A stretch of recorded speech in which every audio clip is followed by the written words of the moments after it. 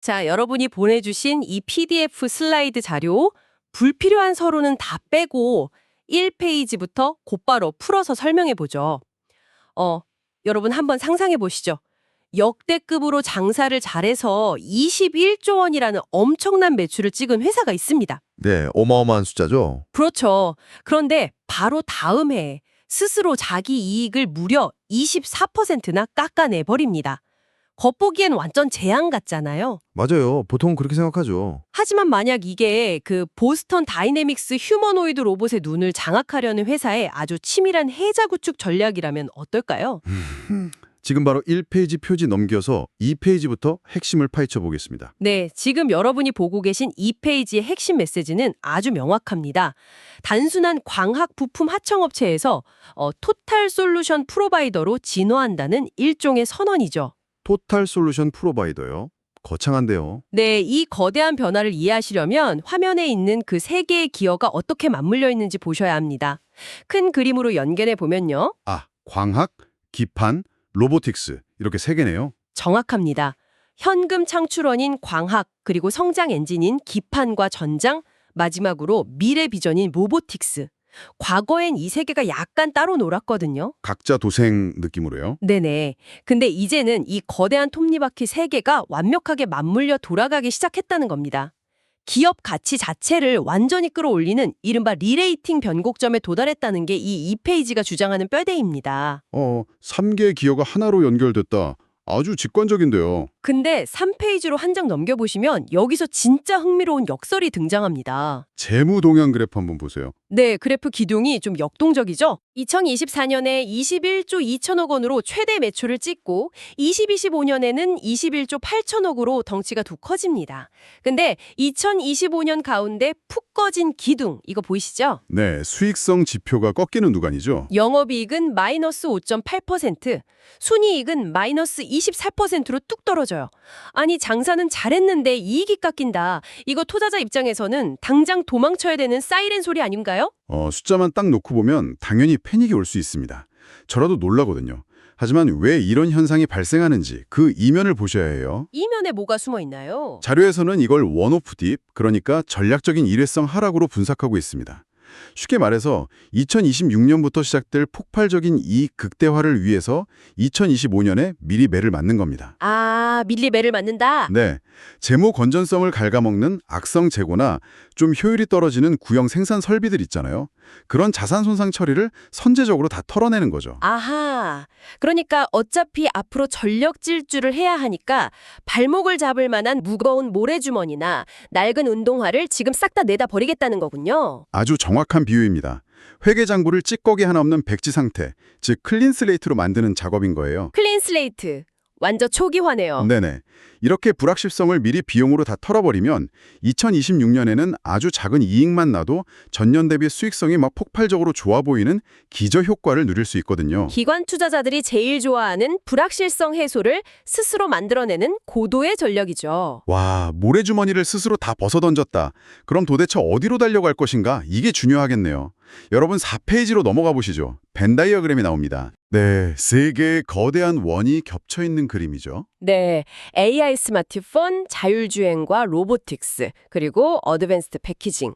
이게 뭐 단순한 키워드 나열이 아니라 아주 명확한 교집합을 가리키고 있네요. 맞습니다. 이 다이어그램은 지금 글로벌 IT 산업을 지배하는 3대 메가 트렌드 그 자체입니다. 보통 아무리 잘 나가는 글로벌 기업이라도 이 중에서 하나, 기껏해야 2가지 영역에만 발을 걸치고 있거든요. 그렇죠. 하나만 잘하기도 벅차잖아요. 근데 놀랍게도 이 기업은 그 3가지의 정중앙 교집합에 들어가 있습니다. 원리를 한번 생각해 보시죠. AI가 스스로 판단하려면 세상을 인식할 눈이 필요하잖아요. 네, 센서나 카메라 같은 거요? 맞아요. 자율주행차도 마찬가지로 도로를 읽을 눈이 필요하죠. 그리고 이 눈을 통해 들어온 어마어마한 데이터를 지연 없이 팍팍 처리하려면 고성능 반도체를 받쳐줄 초정밀 기판이 필수적입니다. 그러니까 초정밀 광학 센싱부터 데이터 통로인 패키징 기판까지 그 필수 하드웨어 스펙을 전부 자체적으로 만들어서 공급할 수 있다는 뜻인가요? 네, 그걸 모두 내재화한 유일한 포지셔닝을 갖췄다는 게 이 4페이지의 핵심입니다. 야, 그 완벽한 교집합을 완성하려면 천문학적인 돈이 들어갈 텐데 그럼 자금줄은 어디냐? 바로 5페이지에 나오는 첫 번째 기업, 캐시카워인 광학솔루션이군요. 네, 돈을 벌어다 주는 효자 부서죠. 근데 여러분, 5페이지 그래프 한번 보세요. 이거 완전 롤러코스터 아닙니까? 매년 상반기에는 바닥을 막 기다가 하반기에는 하늘을 뚫어요. 전형적인 상저하고 패턴이 나타나죠. 북미 최대 고객사, 누구나 다 아는 그 사과 마크 회사. 거기 스마트폰 신제품 출시 사이클이랑 완전 운명 공동체라는 거잖아요. 스마트폰 안 팔리면 같이 휘청거리는 구조 아닙니까? 그 의존도 자체를 부정할 수는 없죠. 팩트니까요. 하지만 이 슬라이드에서 우리가 읽어내야 할 건 변동성이 아니라 방어력입니다. 방어력이요? 어떻게 방어를 하죠? 일단 글로벌 소형 카메라 모듈 시장 점유율이 34.96%로 압도적 1위예요. 근데 더 중요한 건 스마트폰 전체 판매량이 둔화되는데도 이익을 지켜내는 방식이 있습니다. 안 팔리는데 이익을 어떻게 지켜요? 단가를 올리나요? 빙고! 이들은 5천만 화소 폴디드 줌 같은 최고 사양 렌즈를 거의 독점하다시피 하거든요. 폴디드 줌이요? 그게 정확히 뭐죠? 잔망경처럼 빛을 꺾어서 스마트폰 두께를 늘리지 않고도 고배율 광학줌을 가능하게 하는 초정밀 기술이에요. 카툭티를 막아주는 거죠. 아, 카톡티 없는 고배율 줌, 그거 중요하죠. 네, AI폰 시대에는 카메라 스펙이 가장 강력한 세일즈 포인트라서 이 부품은 무조건 들어갑니다. 즉, 폰을 10대 팔던 걸 8대밖에 못 팔아도 부품 하나당 받는 가격, 즉 ASP를 확 높여서 전체 이익을 거뜬히 방어하는 메커니즘인 거예요. 아하, 비싸고 대체 불가능한 걸 팔아서 이익을 남긴다. 원리는 이해했습니다. 근데 여기서 제가 딴지를 좀 걸어볼게요. 중국 경쟁사들이 우리도 비슷하게 만들 테니까 반값에 줄게 이러면서 치고 들어오면 어떡합니까? 아주 날카로운 지적입니다. 그에 대한 대답이 바로 6페이지에 글로벌 투트랙 전략에 나옵니다. 6페이지요? 저는 2페이지가 이 회사가 파놓은 진짜 깊은 해자라고 봅니다.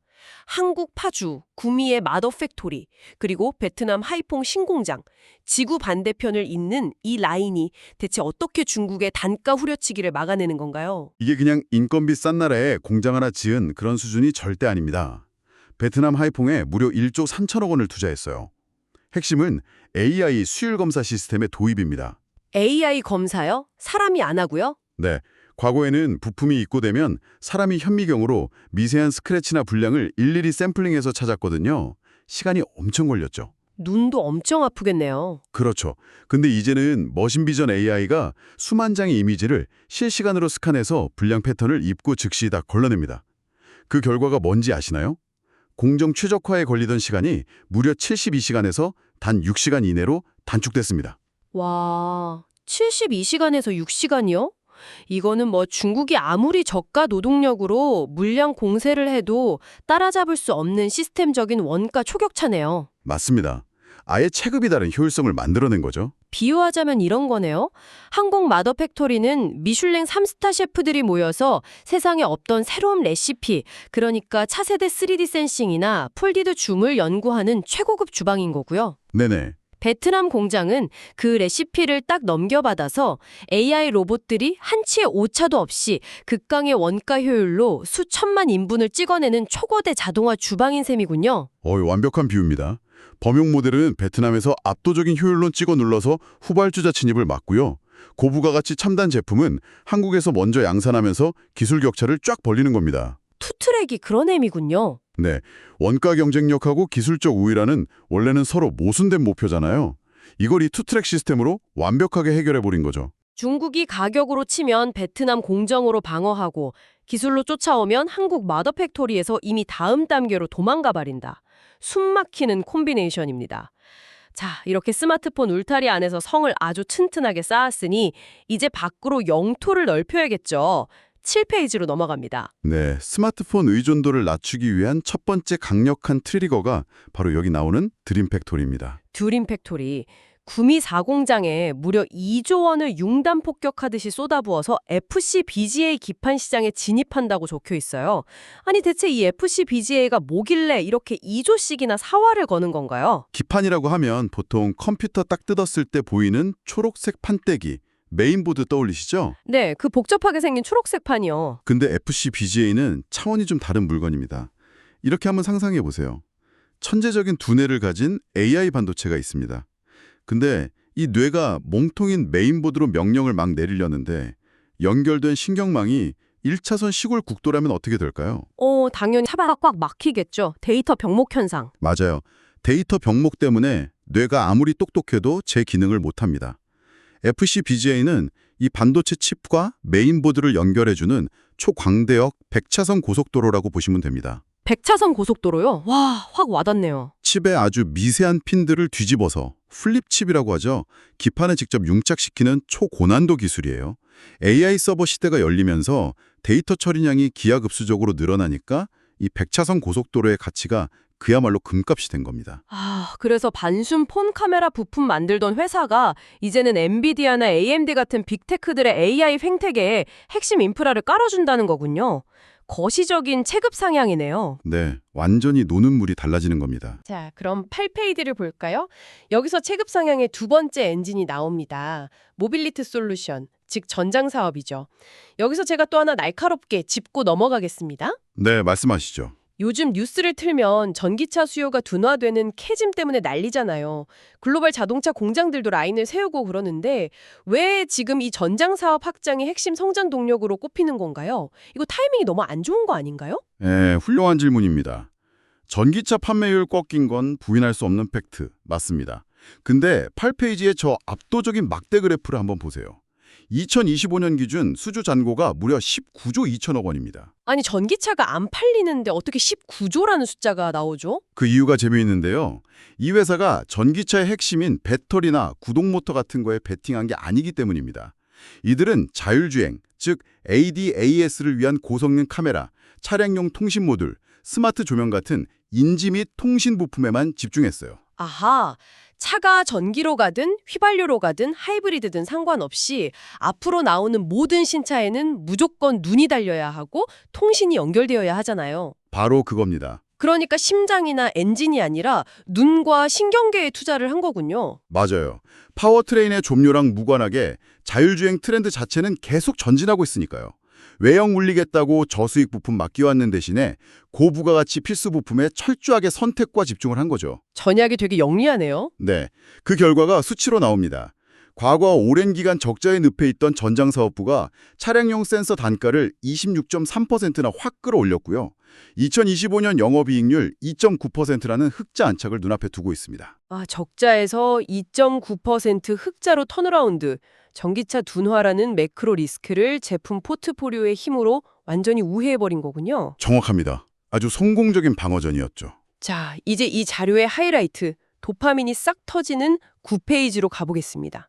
2030년을 향한 미래 비전인데요. 스마트폰 카메라 렌즈 깎던 회사가 이제 보스턴 다이내믹스 휴머노이드 로봇에 눈을 만든다고요? 네, 스케일이 확 커지죠. 우측 상단에 고성능 라이다가 나오는데 단파장 적외선을 적용해서 탐지 거리를 3배나 늘렸다고 적혀 있습니다.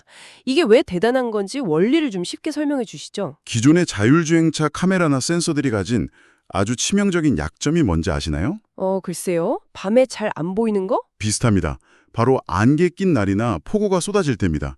일반 가시광선은 공기 중에 물방울에 부딪히면 난반사되어 버리거든요.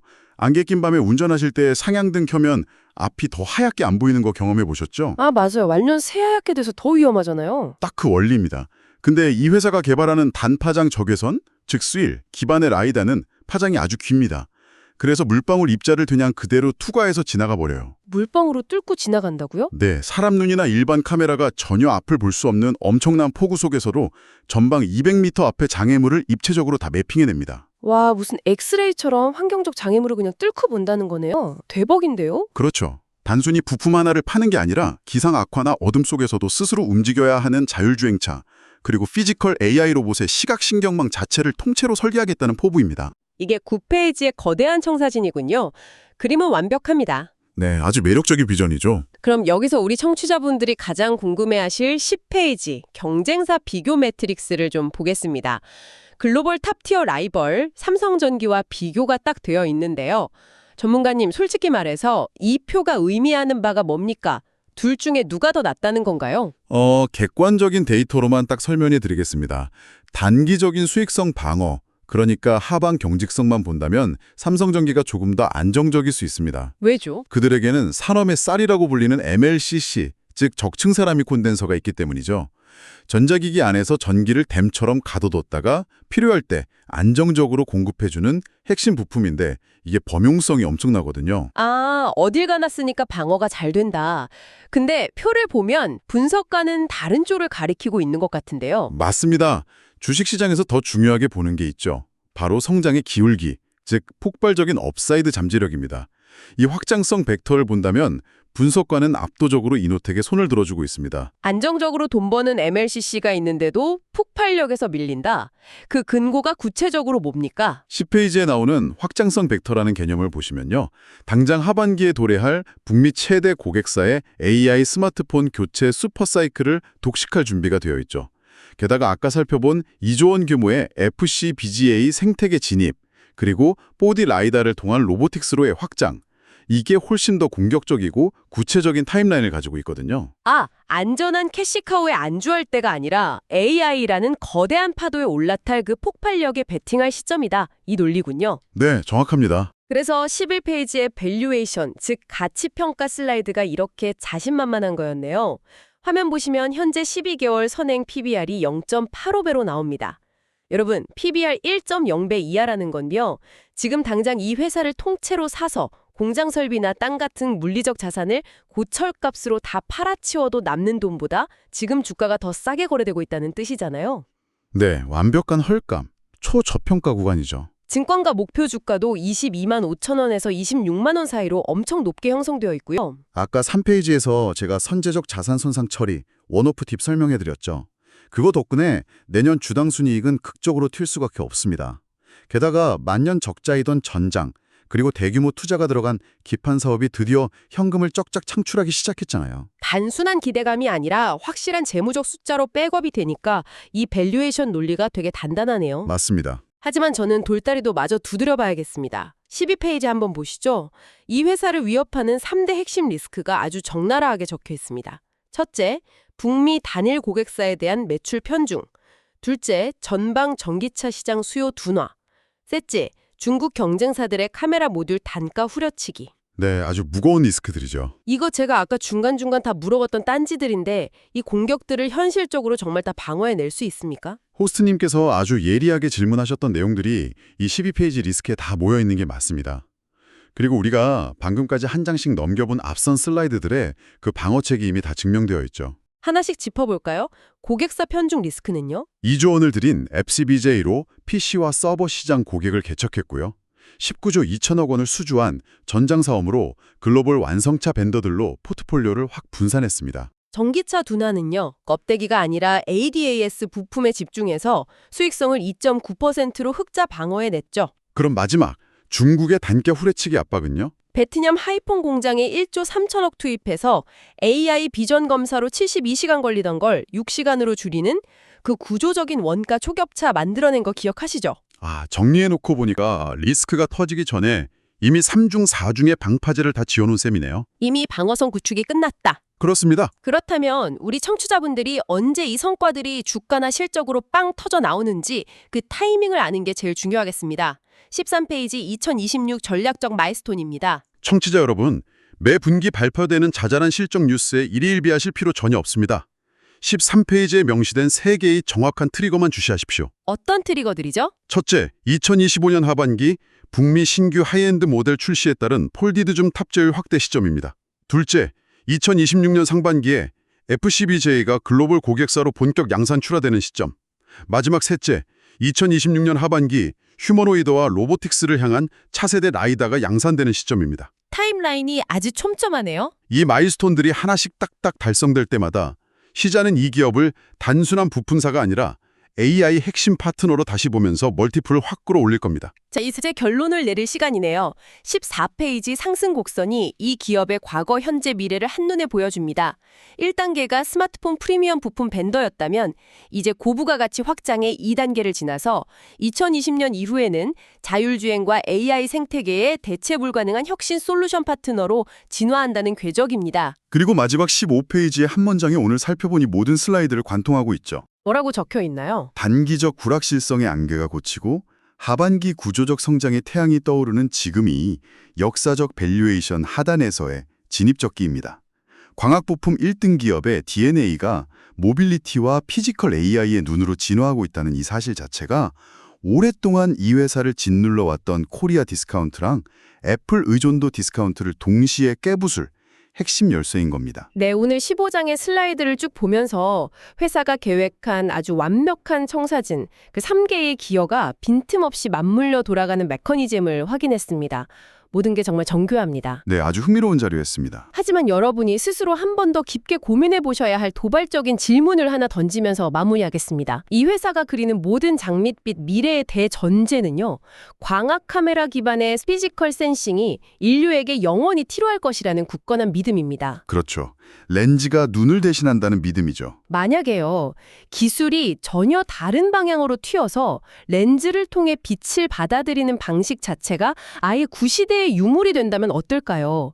예를 들어 AI가 사람의 뇌파 데이터를 직접 분석해서 시각을 대체하거나 순수 라디오 주파수 파동만으로 공간을 3D 매핑하는 기술이 광학 렌즈를 완전히 대체하는 날이 온다면 말입니다. 상상만 해도 생태계가 뒤집히겠네요. 수십 년간 초정밀 렌즈를 깎아온 장인이 렌즈 자체가 아예 필요 없는 시대가 왔을 때 과연 이 거대한 3개의 기여를 새로운 방향으로 돌릴 수 있을까요? 이 거대한 상상력의 영역은 여러분의 몫으로 남겨두겠습니다. 오늘 분석은 여기까지입니다. 여러분 감사합니다. 감사합니다. 좋습니다. 단순한 배터리 제조사가 어떻게 2026년에 북미 에너지 저장 장치, 즉 ESS 패권을 쥐는지 그 청사진이 다 들어있거든요. 맞아요. 자, 그럼 바로 PDF 1페이지부터 3페이지까지 열어보겠습니다. 여기서 하드웨어에서 플랫폼으로 넘어가는 거대한 매크로 패러다임 변화를 다루고 있어요. 네, 초반부에 4대 핵심 투자 포인트가 등장하죠. EV 캐즘 돌파, 2026 메가 모멘텀, 소프트웨어 피벗, 그리고 경제적 해자 입증, 이렇게 4가지요. 그중에서도 3페이지 그래프가 아주 흥미롭습니다. 지금 일시적인 전기차 수요 정체기, 그러니까 EV 캐즘이라고 부르는 골짜기가 명확히 보이거든요. 사실 다들 그 골짜기만 보고 위기라고 하잖아요. 근데 진짜 중요한 건 그 아래서 기하급수적으로 치고 올라오는 다른 선입니다. 아, 그 AI 데이터 센터 확충하고 재생에너지 연계 수요 말씀이시죠? 정확합니다. 글로벌 전력 인프라 수요가 폭발하면서 구조적 성장을 완벽하게 방어하고 있는 모습이 그래프에 나타나 있어요. 이걸 비유하자면 약간 그런 느낌이에요.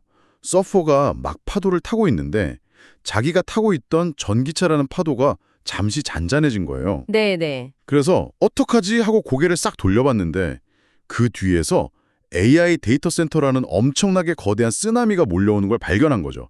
그래서 재빨리 보드를 돌려 타는 그런 형국입니다. 와, 아주 적절한 비유네요. 그 쓰나미의 본질이 뭐냐면 AI 데이터 센터는 기존 데이터 센터랑 전력 소모량이 차원이 다릅니다. 아, 전기를 엄청나게 먹는다는 거죠? 어마어마하죠. 거대 언어 모델 학습시키려면 수만 개 GPU가 24시간 내내 풀 가동되어야 하고 열 식히는 냉각 시스템에도 전력이 쏟아져 들어갑니다. 게다가 요즘 빅테크 기업들은 아리백 같은 거, 그 친환경 기조 때문에 무조건 재생에너지 써야 하잖아요. 맞아요. 근데 재생에너지는 태양광, 풍력 이런 거라 날씨에 따라 전력 생산이 막 들쭉날쭉 하거든요. 해 안 뜨면 전기 안 나오고 그러니까요. 그쵸. 그래서 24시간 안정적으로 전기를 공급하려면 전기를 무한정 저장해뒀다가 꺼내 쓰는 거대한 저수지가 필수적입니다. 그 저수지가 바로 ESS인 거고요. 이 입장에서는 타겟 시장이 그냥 전기차 배터리 하나에서 글로벌 전력망 인프라 전체로 완전히 이동한 거네요. 밸류 시프트의 핵심이 바로 이겁니다. 네, 무엇을 파느냐에서 어디에 에너지를 공급하느냐로 초점이 바뀐 거죠. 자, 그럼 4페이지랑 5페이지로 넘어가 볼까요?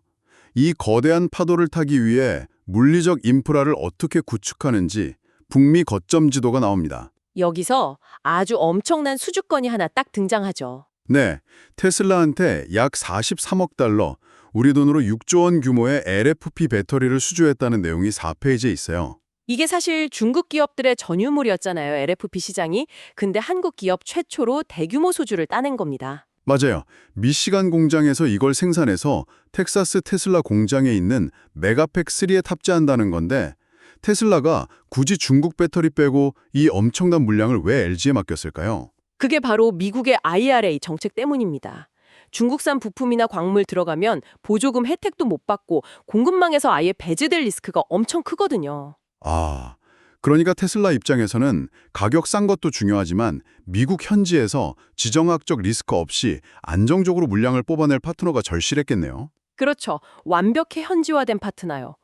LG는 5페이지 지도 보시면 아시겠지만 이미 미시간, 테네시, 오하이오, 캐나다 등지에 5대 복합 거점을 완성해 뒀습니다. 2024년 말 기준으로 북미에서만 50기가와트 시생산 능력이 있다고 나오네요. 네, 이 어마어마한 물량을 당장 소화할 수 있는 사실상 유일한 대안이었던 겁니다. 근데 여기서 제가 좀 날카로운 질문 하나 드려볼게요.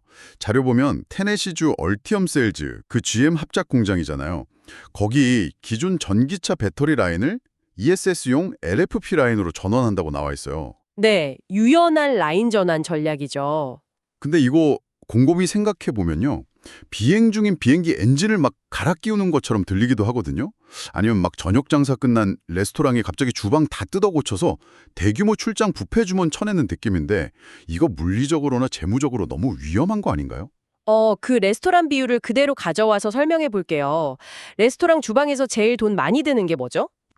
건물 자체나 막 대형 오븐, 강력한 환기 시설 이런 거 아닐까요? 맞습니다. 수천억 원 들여서 그 뼈대는 이미 다 지어놨다는 거예요. 배터리 공장도 똑같습니다. 제일 자본이 많이 들어가는 믹싱 공정이나 클린룸은 전기차용이든 ESS용이든 다 공유할 수 있어요. 아, 뼈대는 그대로 둔다는 거군요. 네, 전기차 배터리는 좁은 공간에 에너지 구겨 넣어야 해서 밀도가 중요하지만 ESS는 공간 제약이 없는 대신 수명이랑 안정성이 중요하거든요. 그래서 뒷단 조립 공정만 조금 바꾼다는 거네요. 그렇죠. 약간의 추가 자본, 그러니까 매몰 비용이 될 뻔한 거대한 공장을 아주 민첩하게 튜닝해서 지금 당장 수요가 터지는 ESS 제품 찍어내는 캐시카우로 바꾸는 겁니다. 와, 임시방편이 아니라 시장 변동성에 대응하는 고도의 자산 운용 전략. 그러니까 엄청난 유연성이네요. 바로 그 플렉스빌리티가 이들의 진짜 무게인 거죠. 네, 그럼 6페이지랑 7페이지로 넘어가서 포트폴리오 다변화랑 non-EV 비중 확대 전략을 보겠습니다. 6페이지 전략 프레임워크를 보면 4대 중장기 엔진이 톱니바퀴처럼 맞물려 있어요. 포트폴리오 다변화, 차세대 전지기술, 비전기차 부문 확장, 그리고 소프트웨어 기반 구축이죠. 네, 그리고 7페이지를 보면요. 원래 이 회사가 수익성 엄청 높은 프리미엄 전기차, 즉 NCM 배터리에만 완전 올인했었잖아요. 철저히 집중했었죠. 근데 이제는 LFP, 고전화 미드니켈, 46 시리즈로 하드웨어를 쫙 다변화하고 ESS랑 신사업 비중을 지금 20%에서 40% 중반까지 확 끌어올린다고 합니다. 네, 체질 개선을 하겠다는 거죠. 근데 여기서 반론을 하나 제기해 볼게요. 모두가 다변화가 좋다고는 하지만 반대로 생각하면 이들이 제일 잘하던 강력한 무기, 그 프리미엄 배터리에 대한 집중이 흐려지면서 오히려 정체성 잃는 리스크는 없을까요? 이거는 단일 화학 물질의 회사 명운을 거는 게 오히려 더 큰 도박이라는 걸 깨달은 겁니다. 아, 리스크 해칭 자원이군요. 네.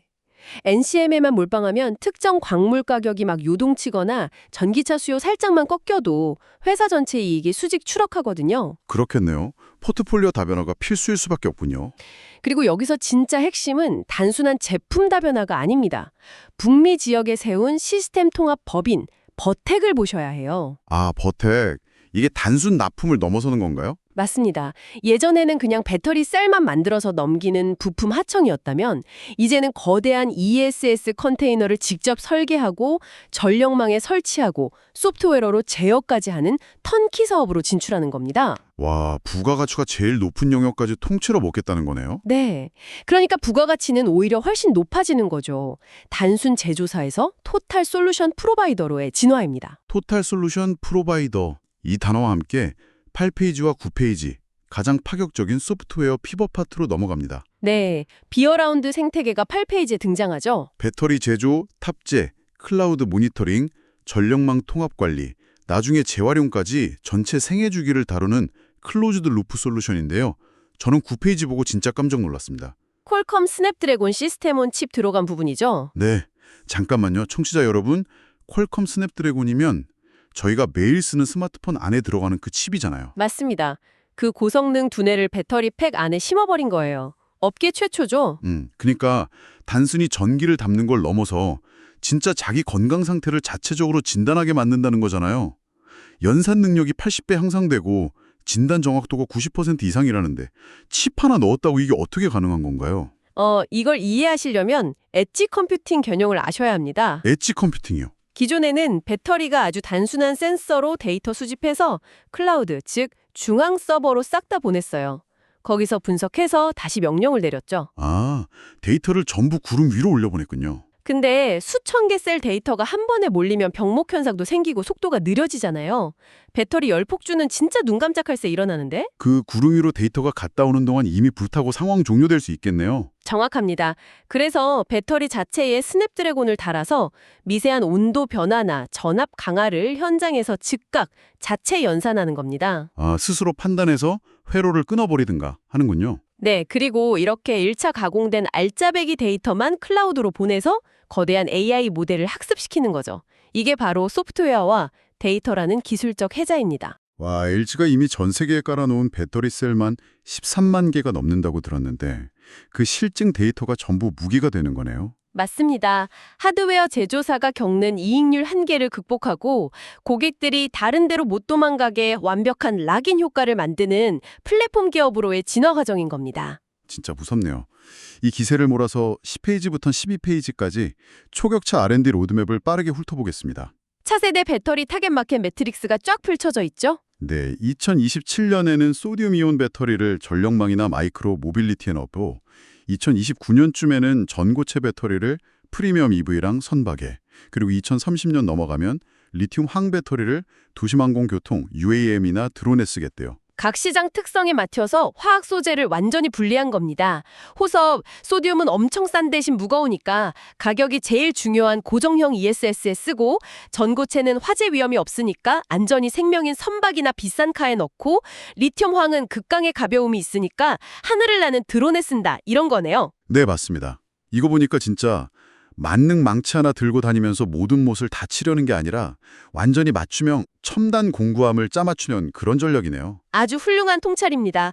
기술의 다변화가 곧 타겟 애플리케이션의 확장을 의미하는 거죠. 12페이지 경쟁사 비교 보니까 2025년 ESS 출하량 1위, 29.3기가와트시 달성하고 2027년에는 북미 ESS 점유율 무려 33%로 1위를 하겠다는 목표가 있습니다. 앞서 본 북미 5대 거점이랑 버테켓 시스템 통합 역량, 그리고 맞춤형 공구함까지 다 결합되니까 경쟁사들이 단순히 돈만 부어서는 절대 못 따라오는 압도적 진입 장벽을 구축한 결과죠. 자, 그럼 이제 이 원대한 계획이 진짜 숫자로 가능한지 13페이지랑 14페이지 재무 전략 파트로 들어가 봅니다. 네, 사실 시장이 제일 궁금해하는 파트죠. 근데 저 여기서 진짜 날카롭게 하나 지적해야 할 것 같아요.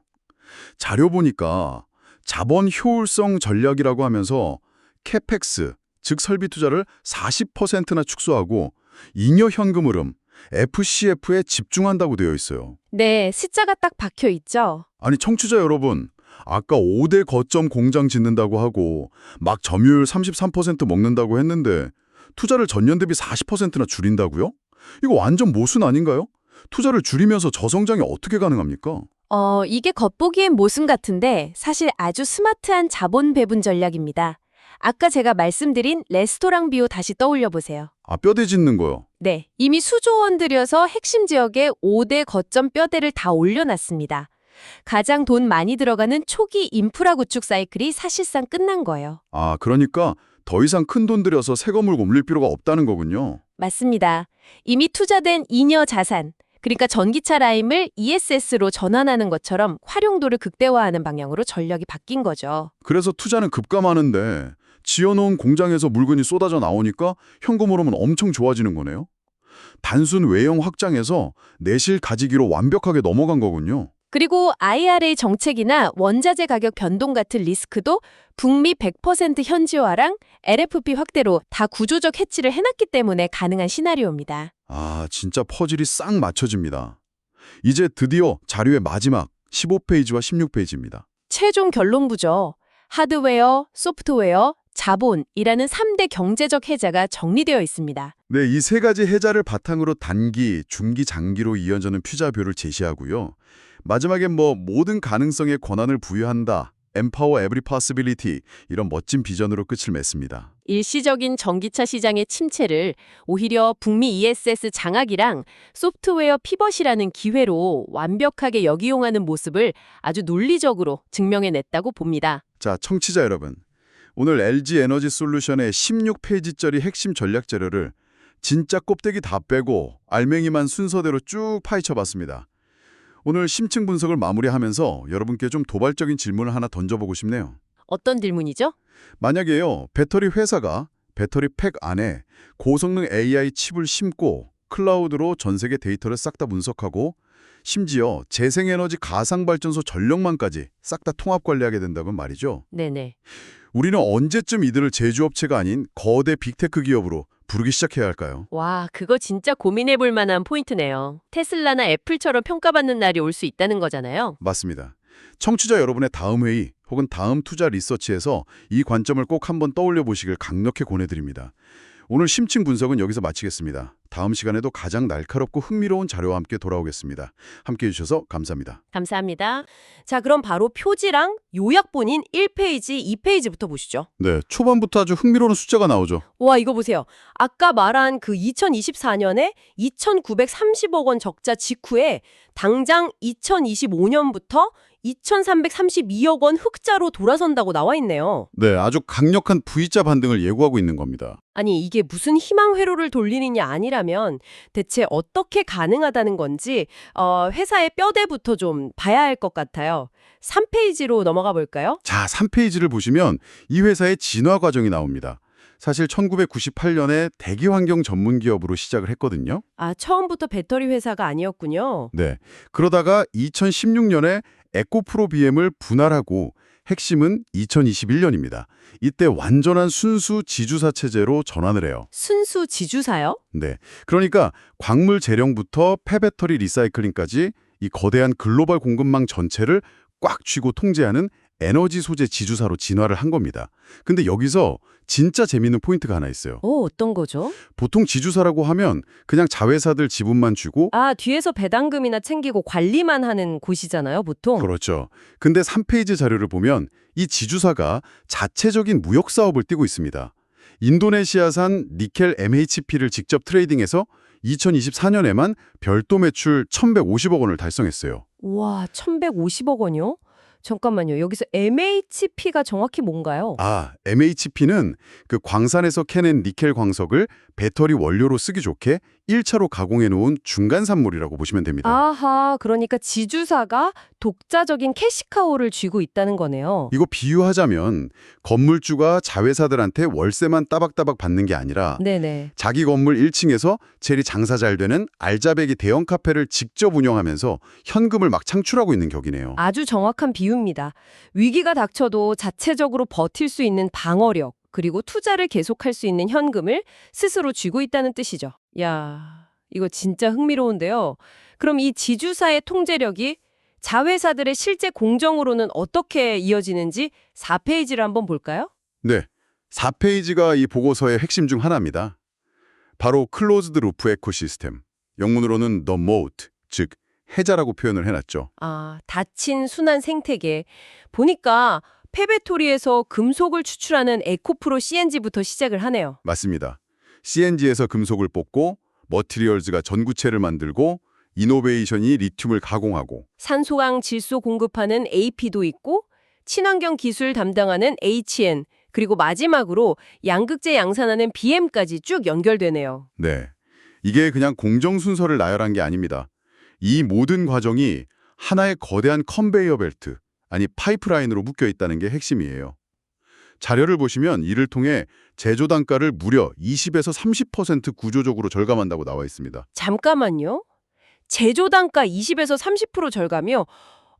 제조업에서 원가 2, 3%만 줄여도 막 혁신이라고 난리가 나는데 30%가 현실적으로 가능한 수치인가요? 충분히 의심하실 수 있죠. 네, 솔직히 그냥 물리적으로 공장들 한 단지에 모아놨다고 무조건 원가가 이렇게 극적으로 떨어지는 건 아니잖아요.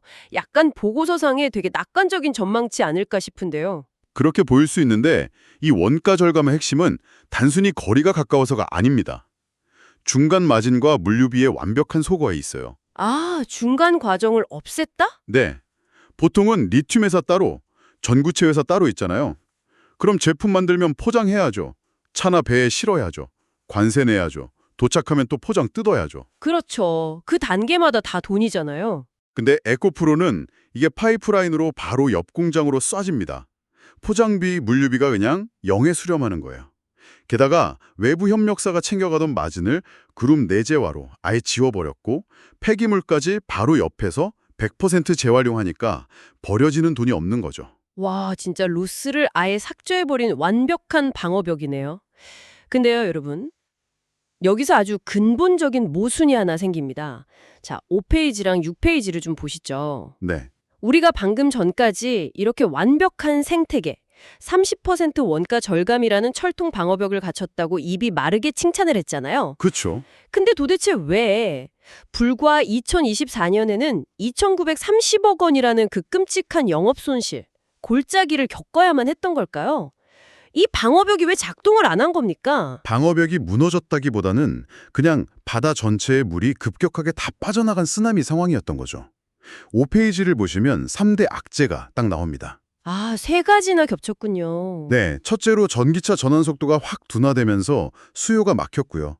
둘째로 리튬이랑 니켈 메탈 가격이 고점 대비 진짜 폭락을 해버렸죠. 네네. 그리고 셋째로 중국의 그 값싼 LFP 배터리가 약진하면서 점유율 압박까지 들어온 겁니다. 거시적인 시장 환경 자체가 완전히 붕괴된 거네요.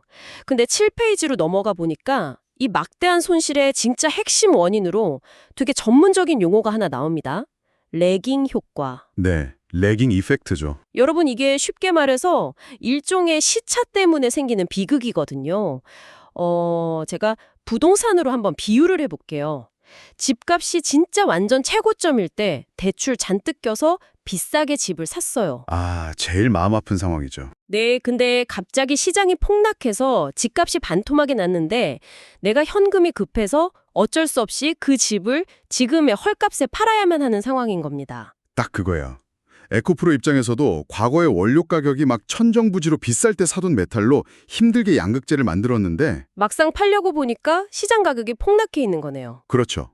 비싸게 만든 걸 싼 가격에 밀어내야만 했던 그 2024년의 고통, 그 재고 평가 손실이 바로 이 레깅 효과입니다. 아, 그 시차 폭탄을 맞은 거군요. 근데 아까 1, 2페이지에서 2025년부터 2,332억 원 흑자 전환한다고 했잖아요. 그럼 이 레깅 효과를 어떻게 극복한다는 건가요? 7페이지 하단에 그 답이 있습니다. 바로 스프레드 확대 구간으로 진입한다는 건데요. 스프레드 확장이요? 막연하게 차가 많이 팔릴 거라는 게 아니고요. 아닙니다. 레깅 효과라는 게 영원히 가는 게 아니거든요. 비쌀 때 사둔 그 악성 재고가 어느 순간 다 소진이 됩니다. 아하, 다 털어내는군요. 네.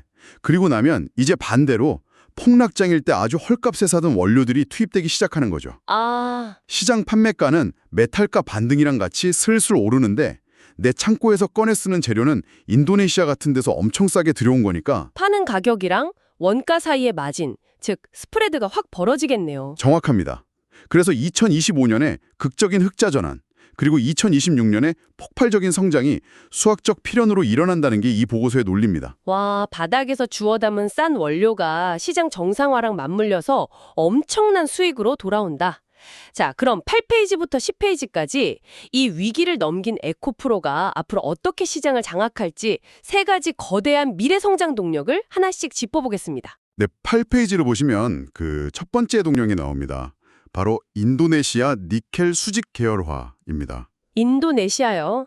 아까 그 원가 파괴의 핵심이라고 하셨는데 왜 하필 인도네시아입니까? 인도네시아가 전 세계 니켈 매장량 압도적 1위 국가거든요. 근데 에코프로는 여기서 그냥 광물을 사오기만 하는 게 아닙니다. 그럼요. 아예 현지에다가 광산, 재련, 전구체, 양극재, 배터리까지 이어지는 밸류체인을 통째로 박아버리는 거예요. 자료를 보시면 1단계로 이미 7천억 원을 투입해서 연 2만 8천 톤 물량을 확보했고요. 7천억이요? 규모가 장난이 아니네요. 네, 그리고 이제 8천억 원 규모의 2단계 투자가 본격화됩니다. 아까 말씀드린 그 양극재 제조 단가 20에서 30% 파괴. 그게 바로 이 거대한 인도네시아 수직 계열화에서 완성되는 겁니다. 와, 소재 기업이 재련부터 다 해버린다는 거네요. 자, 이어서 9페이지를 보면 두 번째 동력, 차세대 포트폴리오 다각화가 나옵니다. 저는 이 페이지 보면서 사실 좀 무서웠어요. 어떤 점에서요? 여러분, 보통 에코프로 하면 한 번 충전으로 막 멀리 가는 초고급 스포츠카 엔진. 자, 프리미엄 하이니켈 배터리 소재에 완전 올인하는 기업이었잖아요. 그렇죠. 그게 주특기였죠. 근데 전략이 완전 바뀌었습니다. 비싼 하이니켈은 기본이고요. 대중적인 일반 세단에 들어가는 미드니켈, 그리고 가성비가 핵심인 소형차나 ESS를 겨냥한 보급형 LFP, 심지어 소듐이온 배터리까지. 네, SIB라고 하죠. 네, 이걸 싹 다 장악하겠다고 포트폴리오를 늘려놨어요. 이게 아까 5페이지에서 봤던 위기 요인, 즉 중국 LFP의 약진에 대한 정면 승부를 의미합니다. 아, 정면 돌파요? 네, 프리미엄 시장에서 기술 격차는 그대로 유지하면서 동시에 중국이 꽉 잡고 있는 그 보급형, 가성비 시장까지 침투해서 파일을 다 뺏어오겠다는 의지죠. 야, 비싼 거든 싼 거든 고객이 원하는 건 우리가 다 주겠다. 근데 그걸 중국 앞마당이 아니라 유럽에서 먼저 승부를 보려는 것 같거든요. 10페이지 세 번째 동력이 바로 글로벌 생산 거점 다변화입니다. 네, 헝가리 데브레천 공장이죠. 연산 5만 4천 톤 규모 대형 공장이네요. 근데 굳이 왜 유럽 한복판으로 들어가는 건가요? 가장 큰 이유는 그 유럽연합이 강력하게 밀어붙이는 CRMA, 즉 핵심 원자재법 때문입니다. 아, 그 무역 장벽이요? 네, 쉽게 말해서 유럽에서 전기차 팔 거면 원료도 제품도 다 우리 권역 안에서 조달해라. 즉, 중국산 소재를 밀어내려는 강력한 환경 규제죠. 아하. 근데 에코프로는 이 헝가리 공장을 통해서 이 규제를 피해가는 게 아니라 아예 정면으로 뚫고 들어가는 전력적 프리패스를 얻은 겁니다. 현재 자동차 회사들이랑 바로바로 밀착 대응이 가능한 전초기진 거죠. 규제의 장벽을 아예 자기들 방어 요새로 써버린다. 진짜 똑똑하네요. 자, 이렇게 글로벌하게 판을 다 깔아놨다면 이제 11페이지랑 12페이지로 넘어가서 실제로 현장에서 이 거대한 계획을 실행하는 쌍두마차 자회사들을 좀 보겠습니다. 네, 11페이지 보시면 글로벌 하이니켈 시장 압도적 2위, 바로 에코프로 BM이 나오고요. 그리고 미국 IRA 혜택의 핵심인 에코프로 머테리얼즈가 나옵니다. 와, 목표치가 엄청납니다. BM은 2027년까지 양극재 71만 톤, 머테리얼즈는 전구체 25.5만 톤을 만들겠다고 적혀 있네요. 네, 머티리얼즈 같은 경우는 특히 미국이 중국 공급망을 배제하려는 그 IRA 법안의 가장 큰 수혜자로서 전구체를 공급할 수 있는 아주 핵심적인 위치에 있죠. 졌네요. 여러분 2024년 그 끔찍했던 빙하기 속에서도 그룹 내에서 유일하게 플러스 성장을 했어요. 매출 2,345억 원. 근데 환경 오염물질 줄이는 기술을 가진 회사가 배터리 그룹 안에서 왜 이렇게 중요한 역할을 하는 겁니까? 이게 진짜 큰 그림인데요. 아무리 주행거리 길고 효율 좋은 배터리를 만들어도 그거 만드는 과정에서 탄소를 막 뿜어내면 유럽이나 미국 완성차 업체들은 그 배터리 아예 못 씁니다. 아, 규제 때문에요? 네, 아웃이에요. 그래서 에코프로 HN이 온실가스 감축 기술로 그룹 전체의 공정을 완벽한 친환경으로 세탁을 해주는 겁니다. 와, 나아가서 탄소 배출권 사업까지 한다고 나와 있네요. 맞아요. 이 친환경 배터리 소재라는 타이틀이 그냥 도덕적으로 보이기 위한 마케팅이 아니라 글로벌 규제를 통과하기 위한 생존 면허증이자 핵심 여건인 셈이죠. 야, 공기 정화기가 아니라 그룹의 수출기를 열어주는 핵심 마스터키였군요. 좋습니다. 기술력, 원가 절감, 글로벌 규제 돌파까지 다 알겠어요. 생태계 완벽한 거 인정합니다. 네네. 근데요, 이제 제가 청취자 여러분을 대신해서 진짜 뼈아픈 질문 하나 던지겠습니다. 13페이지, 14페이지 월가의 시각과 리스크 파트를 좀 보시죠. 아, 올 게 왔네요. 네, 14페이지에 아주 두려운 숫자가 하나 딱 적혀 있습니다. 총 차입금 무려 3.7조 원, 빚이 3조 7천억 원이에요. 네, 증권가에서도 전망이 팽팽하게 엇갈리는 가장 큰 이유가 바로 이 지점입니다. 13페이지 보시면 보수적인 관점, 즉 베어뷰가 목표가를 14만 원으로 낮춰 잡잖아요. 단기적인 수요 둔화를 걱정하기 때문입니다. 제 말이 그겁니다. 아니, 인도네시아에 공장 짓고 유럽 뚫고 다 좋은데 당장 짊어진 빚이 3조 7천억이면 이거 재무적으로 언제 터질지 모르는 시한폭탄 아닙니까? 이자 비용 감당이 됩니까, 이거? 시장이 지금 에코프로에 부여하는 제일 큰 할인이 바로 그 우려입니다. 주가 순자산 비율, PBL 같은 지표를 보면 미래 가치에 대한 논쟁이 치열하죠. 근데 보고서 14페이지의 심층 분석을 잘 보셔야 합니다. 뭐라고 나와 있나요? 이 3.7조 원의 빚이 회사가 돈이 없어서 적자 메꾸려고 빌린 생계형 대출이 아니라는 거예요. 그럼 뭐죠? 인도네시아랑 유럽의 절대적인 원가 경쟁력을 구축하기 위해 선제적으로 쏟아부은 거대한 인프라 투자금이라는 겁니다. 아니, 인프라 투자라도 어쨌든 갚아야 되는 진짜 빚이잖아요. 언제 갚냐고요. 네, 그래서 핵심은 언제부터 이 빚이 줄어드느냐인데요. 보고서는 그 시점을 2026년 하반기로 찍고 있습니다. 2026년 하반기요? 네, 그때부터 유럽이랑 인도네시아 공장이 본격적으로 막 돌아가기 시작하고 아까 말한 그 헐값에 주워든 원료가 투입되면서 아, 영업활동 현금 흐름이 흑자로 확 돌아선다? 빙고! 현금을 쏟아붓기만 하던 건축기간이 끝나고 지어놓은 거대한 공장들이 막대한 현금을 벌어들이면서 부채를 빠르게 갚아나가는 구간에 진입한다는 겁니다. 와, 월가에서 우호적으로 보는 불뷰에서는 바로 이 부채 비율이 떨어지기 시작하는 시점을 기업 가치가 완전히 재평가되는 리레이팅, 즉 리레이팅의 적기로 분석하고 있는 거죠. 아, 돈이 묶여있던 그 거대한 공장 톱니바퀴들이 마침내 현금을 뱉어내기 시작하는 변곡점. 그게 바로 2026년이다. 자, 이제 마지막 15페이지를 보면서 이 치열했던 분석을 마무리할 시간이네요. 네, 15페이지의 메시지는 아주 선명합니다. From vulnerable to unshakable. 취약함에서 흔들리지 않는 상태로. 맞습니다. 과거에는 스팟 메탈 가격 등락의 속수무책으로 휘청했지만 이제는 광산부터 리사이클링까지 밸류체인 전체를 스스로 꽉 통제하는 거대한 기어로 거듭났다는 거죠. 인도네시아 수직 계열화로 가격 파괴의 룰을 새로 썼고 이제 2026년의 밸류에이션 재평가를 기다리고 있습니다. 야, 대단하네요. 여러분, 저는 오늘 이 보고서 첫 장부터 15페이지까지 쫙 훑어보면서 이런 생각이 들었습니다. 어떤 생각이시죠? 어쩌면요, 기업이든 개인이든 진중으로 대체 불가능한 그 압도적인 격차를 만들어내는 시기는 그냥 시장이 좋아서 모든 게 순조롭게 우상향할 때가 아닌 것 같습니다. 아, 위기 때다. 네, 오히려 모두가 피를 흘리고 무서워서 도망치는 이 캐즘이라는 혹독한 구간이야말로 낡은 껍질을 다 벗어던지고 내 DNA를 혁신해서 절대적인 방어벽을 세울 수 있는 유일한 통과 이래가 아닐까요? 아, 뼈를 깎는 체질 개선의 시간인 거네요. 그렇죠.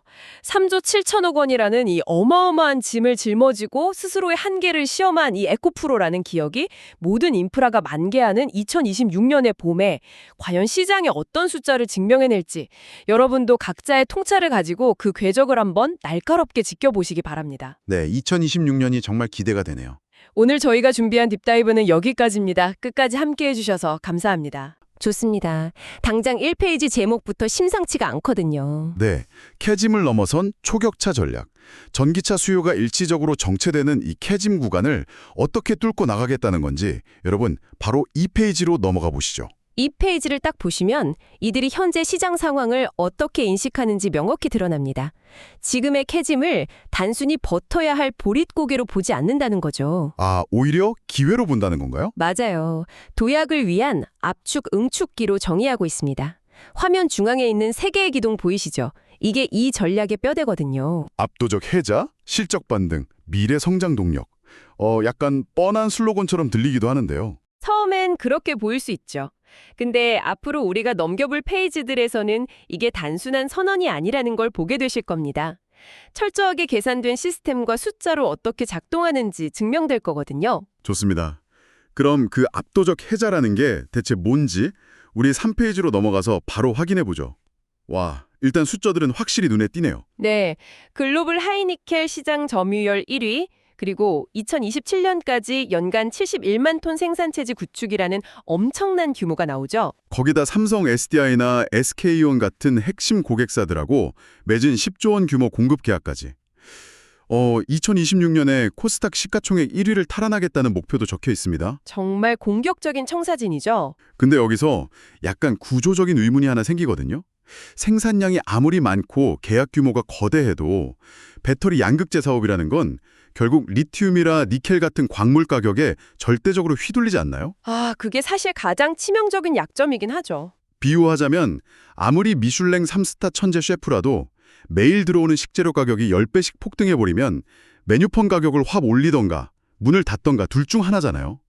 이 근본적인 리스크를 어떻게 통제한다는 거죠? 정확히 그 지점이 배터리 소재 산업의 딜레마입니다. 그리고 그걸 어떻게 해결했는지가 바로 다음 장 4페이지 클로즈드 루프 에코시스템 그림에 담겨 있어요. 아, 이 무한대 모양 그림이요? 네, 방금 셰프 비유를 하셨는데 에코프로비엠 전략은 단순히 식재료를 싸게 사오는 수준이 아닙니다. 아예 씨앗을 뿌리고 수확하고 남은 찌꺼기를 다시 비료로 만드는 농장 생태계 전체를 직접 소유해버린 거예요. 와, 농장 전체를요? 그림의 순환고리를 하나씩 따라가 볼까요? 외부 건물 시잔에 의존하는 대신에 1단계로 에코프로 CNG가 수명이 다한 폐배터리나 스크랩에서 원료를 다시 뽑아냅니다. 재활용부터 아예 직접 하는 거군요. 그렇죠. 그리고 2단계로 에코프로 이노베이션이 그 원료를 배터리용 초고순도 리튬으로 정제하고요. 3단계의 머티리얼즈가 이걸 섞어서 전구체를 합성합니다. 그게 양극재 뼈대 같은 거 맞죠? 맞습니다. 그리고 마지막 4단계에서 에코프로비엠이 최종 양극재를 구원해서 셀 메이커에 납품하는 완벽한 자급자족 생태계인 거죠. 원료 추출부터 생산, 재활용까지 모든 과정을 한 울타리 안에서 끝낸다. 근데 이게 왜 궁극의 원가 방어 기제가 되는지 잘 와닿지 않거든요. 어차피 처음 투입되는 원광 가격이 오르면 이 안에서도 비용 오르는 건 똑같지 않나요? 그게 핵심은 마진의 내재화에 있습니다. 만약 각 단계를 외부 업체에 맡긴다고 생각해 보세요. 리튬 정제 업체도 이윤 남겨야죠. 전구체 업체도 이윤 남겨야죠. 아, 중간 마진이 계속 붙겠네요. 네, 원자재 가격이 뛸 때마다 그 중간 마진들이 눈덩이처럼 불어나서 최종 가격을 덮쳐버려요. 근데 이 클로즈드 루프 안에서는 계열사들이 비용을 철저히 통제하고 마진을 내부에서 다 흡수해버립니다. 아, 외부로 새는 돈을 완전히 틀어막는 거군요. 외부 리튬 가격이 폭등하든 폭락하든 충격이 현저히 완화되는 거죠. 게다가 물류비나 포장비, 검수 비용 같은 숨은 비용들이 이 울타리 안에서는 통째로 증발해버려요. 이게 경쟁사들이 절대 쉽게 못 따라하는 원가 경쟁력의 실체입니다. 식재료 가격이 막 널뛰기를 해도 우리 농장에서 원가로 조달하니까 타격이 훨씬 적다. 확실히 이해가 팍 되네요. 그럼 이 힘이 실제 재무제표의 숫자로 어떻게 나타나는지 여러분 5페이지하고 6페이지 보시죠. 실적 반등을 보여주는 폭포수 차트네요. 네, 사실 2024년은 그 뼈아픈 해였잖아요. 메탈가 하락이랑 재고 손실 때문에 적자 늪에 깊게 빠져 있었거든요. 네, 차트 보니까 골이 꽤 깊은데. 근데 2025년에 영업이익 1,428억 원으로 흑자 궤도에 완벽하게 재진입한다고 나와 있어요. 이렇게 드라마틱하게 턴어라운드하는 구체적인 이유가 뭡니까? 6페이지 계단식 차트가 그 반전의 이유를 투명하게 보여주는데요. 세 가지가 있습니다. 첫째는 인도네시아 니켈 재련소 같은 공급망 투자에서 드디어 수익이 발생하기 시작한 거고요. 아, 미리 뿌려둔 씨앗이 걷어지는 거네요. 그렇죠. 그리고 둘째가 정말 극적인데 대규모 재고자산 평가 손실이 1분기에만 307억 원이나 환입이 짙습니다. 잠깐만요. 재고자산 평가 손실 환입. 이 용어 좀 낯선 분들 계실 텐데 쉽게 말해서 창고에 쌓아둔 물건 가격이 다시 올랐다는 뜻인가요? 네, 정확합니다. 비쌀 때 사둔 원료로 양극재를 만들었는데 시장 가격이 뚝 떨어지면 팔아도 손해잖아요. 회계상 이걸 미리 손실로 잡아둬야 하는데 이게 작년 실적을 짓눌렀던 주범이었죠. 아, 장부에 손실로 미리 적어둔 거군요. 근데 올해 들어서 메탈 가격이 바닥 다지고 안정화되니까 예전에 깎아내렸던 가치가 장부상 다시 회복이 된 겁니다. 거대한 회계적 모래주머니를 마침내 떼어낸 셈이죠. 발목 잡던 게 사라진 거네요. 근데 뭐 장부상 숫자만 회복된다고 진짜 흑자가 나는 건 아니잖아요. 실제로 물건이 더 팔려야 할 텐데 수요 회복은 어디서 나오는 거예요? 여기서 전혀 예상치 못한 변수가 등장합니다. 바로 인공지능, AI 열풍이에요. AI요? 갑자기 여기서 AI가 왜 나오죠? 전 세계적으로 AI 연산을 감당하려고 거대한 데이터 센터들을 막 짓고 있잖아요. 이게 전력 소모가 어마어마하거든요. 전력 공급이 잠깐이라도 끊기면 치명적이니까 대규모로 전력을 저장하는 ESS, 즉 에너지 저장 장치가 필수적입니다. 아, 거기에 배터리가 들어가니까요? 맞아요. 이 ESS에 들어가는 양극재 수요가 폭발하면서 3분기 기준으로 전분기 대비 매출이 무려 103%나 급증했습니다. 여기에 유럽 전기차 매출까지 회복세타면서 강력하게 흑자 안착을 한 거죠. 와, 전혀 다른 산업인 줄 알았던 AI가 배터리 양극재 수요를 폭발시켰다. 이거 진짜 흥미로운 연결고리네요. 자, 그럼 여러분 7페이지로 한 장 더 넘겨보겠습니다. 2025년에 이렇게 숨을 고르고 2026년을 초격차 수폭 앱의 원년으로 선포했어요. 네, 볼륨 팽창이랑 확장은 직관적으로 이해가 되실 겁니다. 네, 물량 늘리는 건 알겠는데 세 번째 효율성 모드를 보니까 좀 의아한 게 있어요. 설비 내용 연수 변경 10년에서 15년, 기계 수명을 늘려잡겠다는 건데 솔직히 장부상 기계 수명 15년으로 늘리면 매년 떨어야 하는 감가상각비 줄어드니까 이익 늘어난 것처럼 보이는 거 아닙니까? 이거 너무 전형적인 회계 마사지 같은데요? 충분히 그렇게 의심하실 수 있는 대목입니다. 단순히 장부 숫자만 바꾼 거면 그건 진짜 마사지죠. 근데 이 조치는 실제 장비의 기술적 진보를 회계에 반영한 현실화에 가깝습니다. 현실화요? 실제로 기계가 더 오래 버틴다는 건가요? 그래서 진짜 10년 넘게 쓰기 힘들었어요. 근데 포항이랑 오창에 세대를 거듭해서 공장을 지으면서 설비 내부 재질도 혁신하고 자동화를 엄청나게 고도화했거든요. 물리적인 기계 수명 자체가 15년 이상으로 팍 늘어난 거죠. 아, 기계가 진짜 튼튼해져서 15년을 쓸 수 있게 된 거니까 장부도 거기에 맞췄다는 거네요. 근데 그게 이익률에 그렇게 큰 영향을 줍니까? 이게 지렛대 호가가 상상을 초월합니다. 예를 들어 1,500억 원짜리 라인이면 10년 상각일 땐 매년 150억씩 비용 처리하잖아요. 네, 그렇죠. 근데 15년으로 느리면 매년 100억만 비용으로 잡힙니다. 가만히 앉아서 매년 50억 원의 비용이 싹 사라지는 셈이에요. 2026년부터 공장들이 본격적으로 물량 쏟아낼 텐데 생산은 극대화되면서 비용 뼈대는 획기적으로 가벼워진 거죠. 와, 매출 조금만 늘어도 영업이익이 폭발적으로 느는 레버리지가 극대화되는 거군요. 비용의 군사를 완벽하게 뺐다는 거 완전 이해됐습니다. 그럼 도대체 어디서 그 막대한 물량을 만들 것인가? 우리 8페이지하고 9페이지 글로벌 허브 지도 보면서 추적해보죠. 현재 18만 톤에서 2027년 71만 톤으로 연평균 42%라는 엄청난 속도로 성장하죠. 네, 국내 라인업이나 북미도 보이는데 여기서 제일 공들여 설명하는 핵심 전초기지가 9페이지에 나오는 헝가리 데브레첸 사업장이에요. 총 사업비 1조 3천억, 10만 8천 톤 규모인데 여기가 왜 그렇게 중요한 요충지인 거죠? 헝가리 데브레첸은 글로벌 전략의 완벽한 마스터키입니다. 9페이지 삼각형 구조도 보시면 이유가 명확한데요. 가장 큰 건 초근접 공급망의 완성이에요. 초근접이요? 누구랑 가깝다는 거죠? 바로 인근의 최대 고객사인 삼성 SDI랑 SK온의 대규모 배터리 공장들이 떡하니 자리 잡고 있거든요.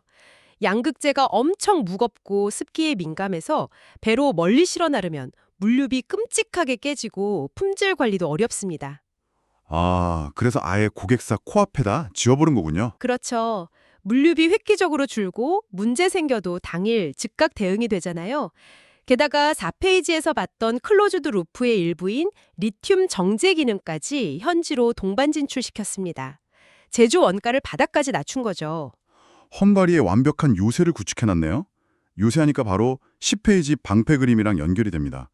이 방패가 유럽 CRMA, 미국 IRA 규제 방어막인데 결국 탈중국 하라는 거잖아요. 근데 솔직히 업계에서는 배터리 탈중국 거의 불가능하다고들 하거든요. 맞아요. 핵심 광물 전부 중국이 꽉 쥐고 있으니까요. 그러니까요. 이 강력한 지정학적 방패를 무슨 수로 작동시키고 있는 겁니까? 선언만 하는 건 쉽지만 현실은 뼈를 깎는 고통이죠. 10페이지 자세히 보시면 얼마나 영리하게 이걸 넘고 있는지 보입니다. 일단 유럽은 현지 폐배터리 재활용 생태계를 짜요. SK 에코플랜트 같은 기업들하고 손잡고 유럽에 돌아다니는 폐배터리에서 원료를 직접 캐내는 겁니다. 땅에서 캐는 게 안 되니까 굴러다니는 자동차에서 직접 원료를 캐내겠다. 이거 진짜 확실하네요. 그럼 더 까다로운 미국의 IRA는 어떻게 피합니까? 여기서 진짜 기가 막힌 묘수가 나옵니다.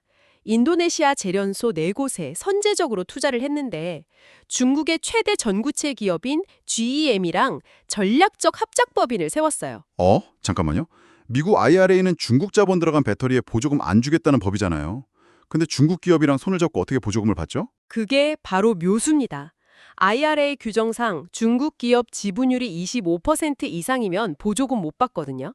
그래서 합작법인 세울 때 한국 파트너사들 지분율을 압도적으로 높여서 중국 GM의 지분율을 25% 미만으로 꼭 눌러버린 겁니다. 아, 중국의 재련 기술이랑 원광 확보 능력은 쏙 빼먹으면서 이 미국 보조금 요건까지 완벽하게 맞춰버린 거군요. 맞습니다.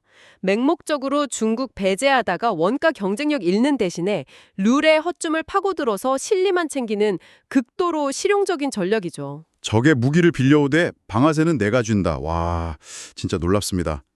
자, 그럼 이 튼튼한 방패도에서 도대체 어떤 무기들을 팔 것인가? 여러분, 11페이지, 12페이지 펼쳐보시죠. 차세대 배터리 소재 포트폴리오 매트릭스입니다. 네, 주력인 울트라 하이니켈부터 중저가 LFP, 그리고 미래의 꿈의 배터리인 황화물계 전고체까지 풀 라인업이 다 있죠. 근데 12페이지 표 보니까 의문이 하나 들거든요. 하이니켈 세계 1위면 배터리 업계 에르메스나 포르쉐 같은 프리미엄 브랜드인데 왜 굳이 가격 싸고 마진 박한 LFP 시장에 뛰어드는 걸까요? 자칫 중국 업체들이랑 단가 후려치기 진흙탕 싸움하다가 이미지 깎아먹는 거 아닙니까? 겉보기엔 그럴 수 있어요. 근데 12페이지 타겟 세그멘트를 잘 보셔야 합니다. 초기 전기차 시장은 얼리 어답터용이라 주행거리 성능이 1순위였죠. 근데 이제 대중화되면서 가격이 생전의 최우선 조건이 돼버렸어요. 아, 프리미엄만 고집하다간 볼륨 싸움에서 아예 밀려나겠네요. 맞습니다. 그리고 더 결정적인 건 에코프로비엠이 겨냥하는 LFP 목적지가 단순한 저가형 전기차가 아니라는 거예요. 아까 6페이지에서 말씀하신 그 데이터 센터용 ESS 시장이요? 정확합니다. ESS는 무거워도 상관없으니까 싸고 안전한 LFP가 무조건 유리하죠. 근데 에코프로비엠은 중국 방식 그대로 싸우지 않습니다. 13페이지 보세요. 진짜 무기인 무전구체 3세대 LFP 기술이 나옵니다. 무전구체요? 전구체 없이 양극재를 만든다는 건데 이게 왜 게임 체인저가 되는 건지 메커니즘을 좀 설명해 주시죠. 빵 굽는 거 상상해 보시면 쉬워요. 전구체는 오븐에 넣기련에 밀가루랑 설탕 섞어 놓은 반죽이거든요. 이 반죽 시장 90% 이상을 지금 중국이 독점하고 있습니다. 반죽을 안 주면 빵을 못 굽는 거죠. 아, 중국 의존도가 절대적이네요. 네, 근데 이 무전구체 기술은 이 반죽 단계를 아예 건너뛰고 원재료 가루를 오븐에 직접 집어넣어서 단번에 양극재를 구워내는 공법입니다. 와, 중국에 독점하는 중간 단계를 아예 기술적으로 증발시켜버린 거네요. 원가도 낮추고 중국 의존도도 끊어내는 완벽한 일석이조 전략입니다. 그럼 현재 LFP 넘어서 먼 미래라는 전고체 쪽은 어떻습니까? 14페이지에 톱니바퀴 그림 크게 있네요. 사실 많은 경쟁사들한테 전고체는 아직 연구소 비커 속에 있는 미래 얘기예요. 근데 14페이지 보시면 이들은 아예 양산 생태계를 다 조립해버렸습니다. 아까 그 클로즈드 루프 시스템이 전고체에도 적용이 된 건가요? 맞습니다. 에코프로 AP가 원료 취급하고 이노베이션이 합성하고 BM이 최종 소재를 결합하는 이 전고체 버전 루프가 이미 맞물려서 돌아가고 있어요. 현재 40톤 규모 파일럿 플랜트가 가동 중입니다. 와, 미래를 앞당기는 속도가 시장 예상보다 훨씬 빠르군요. 캐시카우인 하이니켈, 룰 파괴하는 LFP, 전고체 생태계까지 정말 촘촘합니다. 그럼 이렇게 미래를 준비하는데 시장 평가는 어떤지 15페이지, 16페이지 넘어가 보죠. 네, 투자 진단 파트죠. 15페이지 차트 보니까 장중 26만 원 돌파하면서 2026년 1월 기준 코스닥 2위 탈환했다고 나와요. 단기적으로 밸류에이션 부담스럽다는 노이즈도 분명히 있는데 시장이 이렇게 굳건하게 신뢰하는 이유가 뭡니까? 16페이지 매트릭스에 균형 있게 요약돼 있습니다. 물론 리스크도 큽니다. 북미 IR의 정책 불확실성이나 광물가 변동성은 여전하니까요.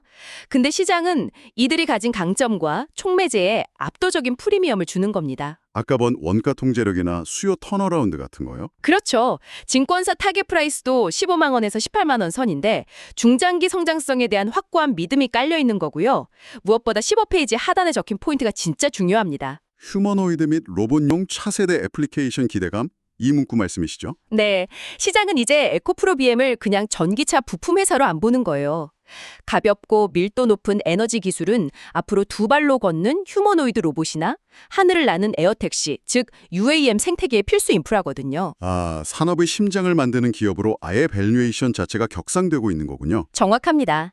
자, 어느덧 오늘 살펴볼 자료 마지막 17페이지입니다. 1페이지부터 쭉 따라온 여정이 3개 키워드로 압축되어 있네요. 완벽한 원가 방어막, 펀더멘탈, 탈중국 규제 우회한 글로벌 허브, 그리고 매스마켓부터 전고체까지 아우르는 넥스트젠 리더. 결국 이 캐즘이라는 겨울이 근육을 찢고 미래를 준비하는 완벽한 응축의 시간이었던 셈이죠. 맞습니다. 오늘 여러분과 이 자료 샅샅이 파고들면서 제 머릿속에 가장 강렬하게 남은 생각은 이겁니다. 이들의 시선은 애초에 전기차라는 카테고리에 갇혀있지 않았다는 거죠. 휴머노이드가 걷고 플라잉카가 하늘을 덮는 세상을 향해 있습니다. 여러분, 한번 상상해 보시죠. 우리가 겪고 있는 전기차 시대가 거대한 에너지 서사시의 아주 짧은 시즌 1이라면 어떨까요? 로봇과 UAM이 일상이 되는 진짜 본 게임, 시즌2가 열렸을 때 그 혁신의 동력원인 에너지의 심장을 쥐고 있는 자는 과연 누가 될까요? 정말 많은 걸 생각하게 하는 질문이네요. 네, 모두가 웅크렸던 차가운 겨울이면에 가장 뜨겁게 진화하고 있던 기업의 청사진이었습니다. 거대한 산업의 지각 변동을 읽어내는 시간이 되셨기를 바랍니다. 오늘의 딥다이브 자료 탐험은 여기까지입니다. 긴 시간 함께 이 자료 넘겨봐 주신 여러분 감사합니다.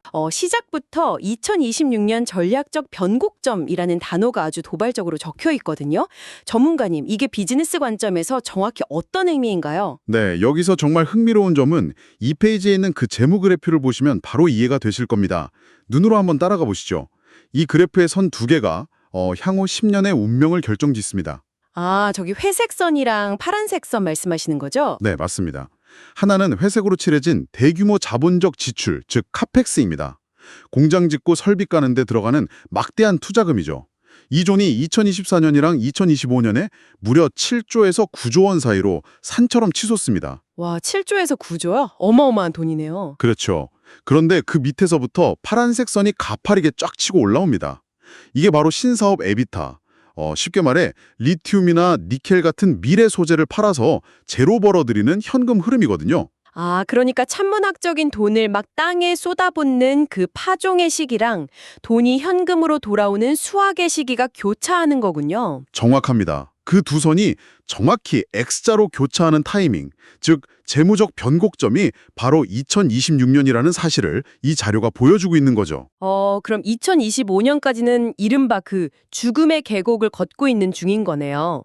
미래를 위해서 현금이 끊임없이 빠져나가기만 하다가 이제 2026년을 기점으로 마침내 터닝 포인트가 온다는 건데, 네, 바로 그 지점을 버텨내야 하는 겁니다. 그렇다면 이 거대한 전환을 버텨낼 체력이 있는지 다음 3페이지랑 4페이지에 차세대 지주회사 모델을 좀 봐야겠습니다.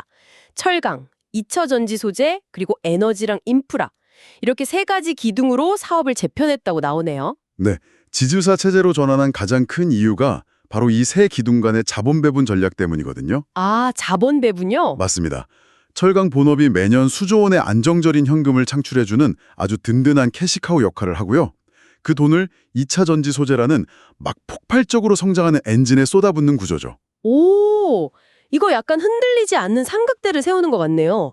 철강이 돈 벌어주고 2차 전지가 성장 이끌고, 그럼 에너지 인프라는 뭔가요? 에너지와 인프라 부문은 글로벌 매크로 환경이 막 요동칠 때 실적의 변동성을 흡수해주는 튼튼한 쇼크 업서버 역할을 하는 겁니다. 충격 흡수 장치인 셈이죠. 잠깐만요. 이론적으로는 완벽한 삼각편대인데 현실은 좀 다르잖아요. 당장 뉴스만 틀어도 전기차 캐즘 때문에 배터리 수요 둔화됐다고 난리고 중국발 저가 철강이 쏟아지면서 마진 다 깎아먹고 있단 말이죠. 그렇죠. 시장 상황이 녹록지 않죠. 이 삼각편대가 당장 불어닥친 이 폭풍우를 견딜 수 있는 구체적인 방어막이 자료에 있나요? 아주 핵심적인 질문입니다. 단순히 언젠가 좋아지겠지 하고 기도만 하는 게 아니라는 증거가 바로 문서 4페이지에 명시된 리스크 대응 전략입니다. 어떤 전략이 있나요? 중국산 저가 수입재 공세에 대해서는 단순히 가격 경쟁을 하는 게 아닙니다. 국가 차원의 반덤핑 제소를 적극적으로 추진하면서 내수 프리미엄 시장을 인위적으로 방어하는 강수를 두고 있거든요. 아, 제도로 막아버리는 거군요. 그럼 전기차 캐즘은요? 캐즘에 대해서도 무식하게 공장을 계속 짓는 게 아니라 투자 집행 속도를 아주 유연하게 조절하고 있습니다. 페이징 전략이라고 하죠. 마진 안 남는 물량은 쳐내고 고수익 선별 수주에만 딱 집중해서 이익률을 방어하는 겁니다. 무조건적인 확장이 아니라 엑셀이랑 브레이크를 아주 정교하게 같이 밟고 있다는 거네요. 그럼 5페이지로 넘어가서 이 첫 번째 기둥인 철강 부문 실체를 좀 더 깊이 파보죠. 네, 5페이지 보시면 아주 흥미로운 숫자가 나옵니다. 제가 여기서 제일 놀란 건 중국 장강법인을 2026년부터 연결 실적에서 아예 제외해버린다는 거예요. 무려 2천억 원의 적자가 영구 소멸된다고요? 네, 아주 과감한 결정이죠. 이건 그냥 비용 좀 줄이겠다는 게 아니라 약간 동상에 걸린 발가락을 잘라내서 몸통 전체를 살리겠다는 무서운 결단 아닌가요? 정확한 비유입니다. 중국 내수 침체로 철강 물량이 막 쏟아지는데 거기서 계속 피 흘리며 싸우는 건 승산 없는 소모절이거든요. 그래서 감정적인 미련을 확 버린 겁니다. 와, 2천억 적자를 아예 장부에서 지워버리는 거네요. 맞아요. 이익을 못 내는 비효율 자산은 과감히 도려내는 거죠. 문서를 보시면 이런 구조 조정이랑 코스트 이노베이션 2030이라는 극한의 원가 절감이 맞물려서 돌아갑니다. 극한의 원가 절감이요? 어떻게 하는 건데요? 원료 배합비를 완전히 최적화하고 공정 내에서 에너지 회수율을 극단적으로 끌어올리는 방식이죠. 그 결과 2024년에 3.9%까지 추락했던 철강 부문 영업이익률이 2025년에는 5.1%로 회복하는 궤적을 뚜렷하게 보여줍니다.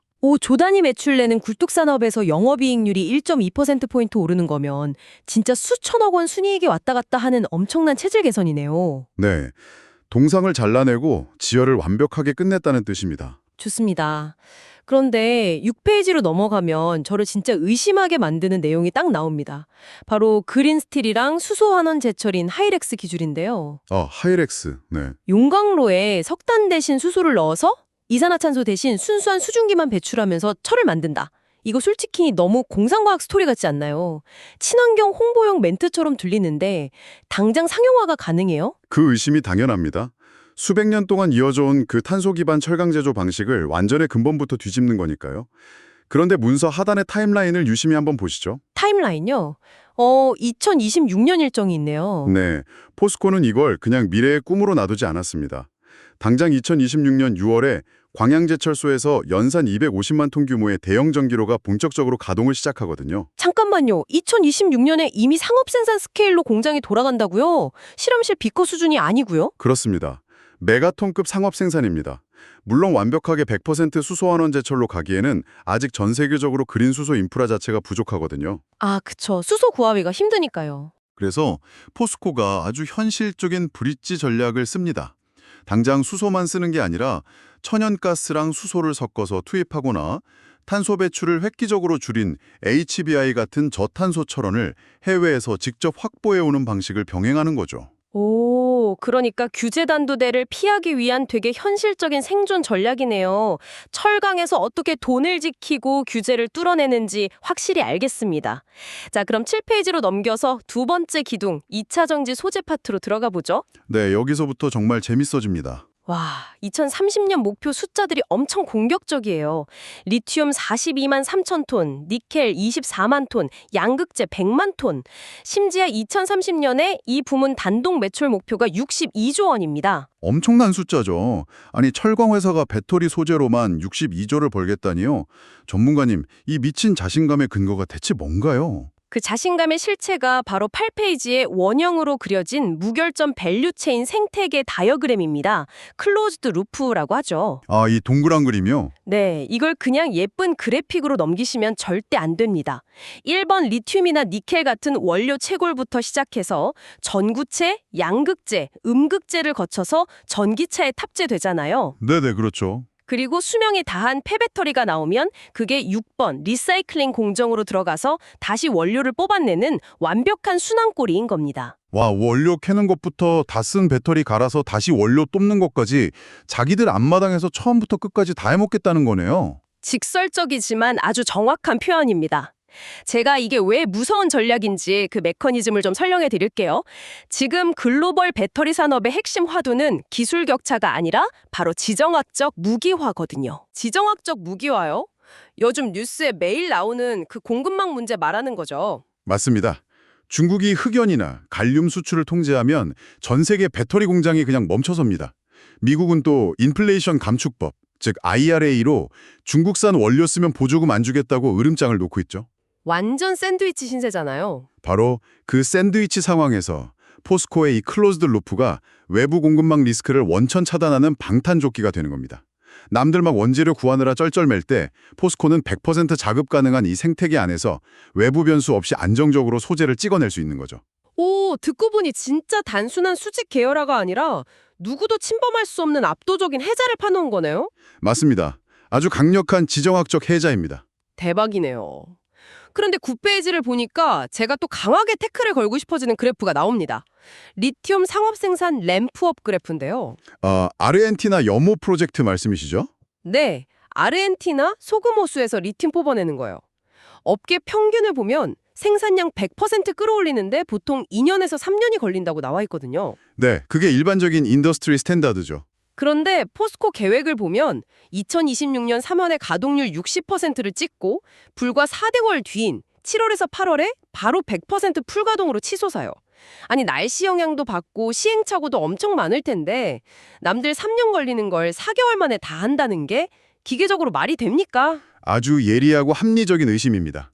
만약에 전통적인 방식, 그러니까 태양열로 염수를 그냥 자연 증발시키는 방식이라면 절대 불가능한 속도죠. 그렇죠. 불가능하죠. 하지만 포스코가 이 폭발적인 램프업을 자신하는 데는 숨겨진 메커니즘이 있습니다. 포스코는 2025년에 공장을 아주 천천히 돌리면서 발생하는 초기 가동 비효율이랑 일회성 적자를 장부에 선반영하면서까지 공정 최적화랑 설비 안정화에 엄청난 사전 투자를 단행했습니다. 선반영을 했다고요? 네, 비유하자면 본 게임에 들어가기 전에 시뮬레이션 환경에서 모든 시행착오의 비용을 미리 싹 다 지불해버린 겁니다. 매도 먼저 맞았고 시스템 세팅도 미리 완벽하게 깬데놨다는 거군요. 그렇죠. 이 속도전이 비즈니스적으로 엄청난 나비 효과를 가져옵니다. 지금 글로벌 리튬 가격이 완전 바닥을 기고 있잖아요. 네, 엄청 떨어졌죠. 그런데 포스코가 이 짧은 기간에 100% 가동률, 즉 약 5만 5천에서 6만 톤 규모를 달성해버리면 압도적인 규모의 경제가 발생합니다. 고정비가 극단적으로 낮아지는 거죠. 고정비가 낮아지면 버티기가 쉬워지겠네요. 맞습니다. 리튬 가격이 지금처럼 낮게 유지되더라도 2026년에 즉각적으로 손익분기점을 돌파하고 이익을 낼 수 있는 막강한 원가 경쟁력을 갖추게 되는 겁니다. 와, 램프업이 그냥 공장 빨리 돌리는 게 아니라 저가 경쟁에서 살아남기 위한 극한의 생존 메커니즘이었네요. 자, 그럼 10페이지랑 11페이지 이어지는 기술 파트도 짚어보죠. 상온 상압 침출 기술이랑 포스파이로사이클이라는 리사이클링 공정이 나오는데 용어가 좀 어렵습니다. 네, 이름이 좀 복잡하죠. 쉽게 번역해드리겠습니다. 이게 왜 중요한 건가요? 니켈 같은 금속을 광석에서 뽑아낼 때 보통은 거대한 압력솥 같은 설비에 놓고 엄청난 고온과 고압을 가해야 하거든요. 당연히 막대한 에너지가 소모되고 탄소도 펑펑 뿜어져 나옵니다. 그쵸. 열을 엄청 가야 하니까요. 그런데 포스코가 도입한 상온상압 침출은 일상적인 온도와 압력 하에서 화학적인 반응만으로 니켈을 녹여내는 기술입니다. 상온에서요? 네, 이걸 더 큰 그림과 연결해 보면 에너지 비용이 그야말로 수직으로 추락하고 탄소 배출 규제에서도 완전히 자유로워진다는 뜻입니다. 기술 혁신이 곧 극한의 원가 절감이 되는 거죠. 대박이네요. 그럼 그 뒤에 나오는 포스파이로사이클 리사이클링은 뭔가요? 그건 배터리 재활용의 물류 문제와 안전 문제를 동시에 해결한 진짜 천재적인 공정입니다. 물류랑 안전을 어떻게 동시에 해결하죠? 폴란드 같은 유럽 현지의 상공정, 즉 스포크에서는 수명이 다한 배터리를 안전하게 방전시키고 그냥 물리적으로 잘게 부수기만 합니다. 화재 위험이 있는 그 거대한 배터리 팩 자체를 배에 싣고 한국으로 가져오는 건 미친 짓이니까요. 불나면 큰일 나니까 부수기만 하는군요. 맞습니다. 그렇게 아주 안전한 가루, 즉 블랙매스 형태로 만든 다음에 그걸 한국 광양의 하공정인 허구로 가져옵니다. 거기서 포스코가 가장 잘하는 특기, 그 뜨거운 용광로 재렴 기술을 활용해서 리튬과 니켈을 영혼까지 끌어모아 추출하는 거죠. 와, 영혼까지요? 네, 심지어 남은 찌꺼기인 슬래그까지 건축자재로 재활용해서 완벽한 폐기물 제로를 달성합니다. 이건 그냥 환경단체에서 박수 받으려고 하는 게 아니에요. 버려지는 원료의 로스를 소수점 단위까지 꽉 틀어막아서 이익을 극대화하는 아주 지독한 경제학입니다. 무섭네요, 진짜.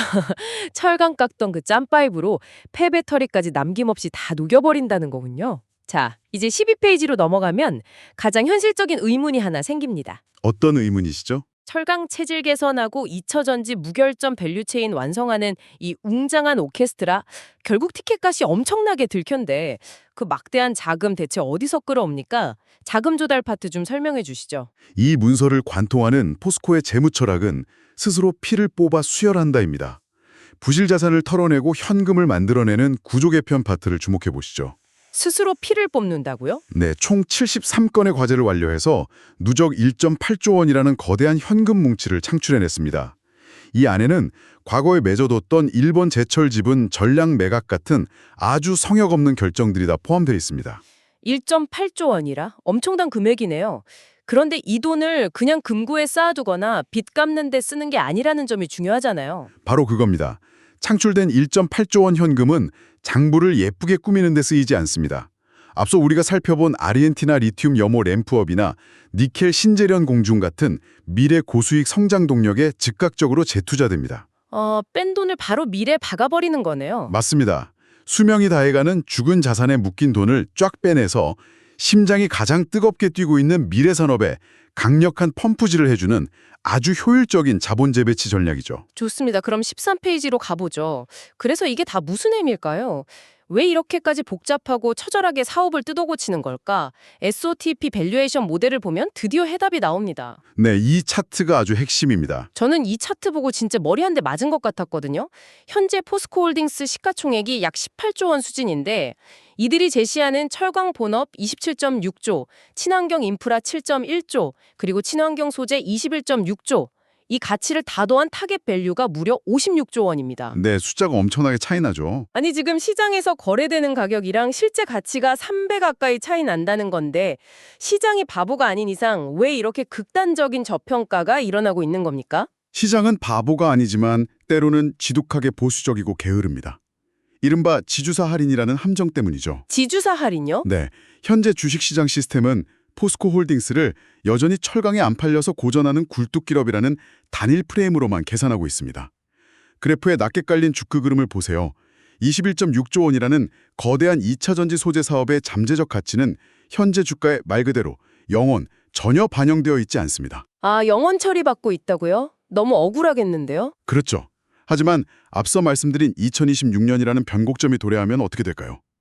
아르헨티나 리튬 공장이 100% 가동돼서 대규모 흑자가 장부에 팍 찍히고 철강 구조조정 효과가 이익률로 입증되는 순간 시장은 더 이상 이 기업을 무시할 수 없게 됩니다. 와, 숫자로 찍히면 그때는 인정할 수밖에 없겠네요. 네, 감춰져 있던 미래 소재 가치가 재무제표 위로 딱 부상하면서 필연적이고 폭발적인 밸류에이션 리레이팅, 즉 기업 가치의 전면적인 재평가가 일어날 수밖에 없다는 것이 이 문서가 주장하는 가장 강력한 재무적 논리입니다. 자, 드디어 14페이지 마지막 장 결론 파티에 도달했습니다. 2026년 거대한 대전환의 과실을 수확할 시점. 이 한 줄이 오늘 저희가 파헤친 모든 메커니즘의 종착지네요. 전문가님, 이 방대한 전략의 핵심을 마지막으로 딱 요약해 주시죠. 네, 세 가지 명확한 팩트로 귀결됩니다. 첫째, 의도된 저점 통과. 2025년까지 모든 적자 요인과 낡은 설비를 피 흘리며 도려냈습니다. 둘째, 독보적 원료 해자. 전 세계가 자원 무기화로 싸울 때 원료부터 재활용까지 100% 자체 통제하는 클로즈드 루프를 완성했죠. 네. 그리고 셋째는요? 셋째, 수익성 기반 질적 성장. 이렇게 아낀 현금을 리튬과 니켈에 집중 투자해서 압도적 현금 창출기로 만들었습니다. 그 결과 좌측 하단을 보시면 노무라 증권 같은 곳에서 목표 주가를 45만 원까지 제시하며 압도적인 매수 의견을 던지고 있죠. 이게 바로 스마트 머니가 2026년의 포스코를 어떻게 바라보는지 보여주는 객관적인 지표입니다.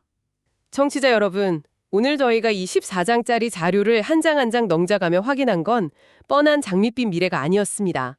공장을 닫아버리는 아픈 수술, 남들 3년 걸릴 걸 4개월 만에 해치우는 독한 램프업, 폐배터리 가루 하나까지 돈으로 바꾸는 치밀한 자본 배분이었죠.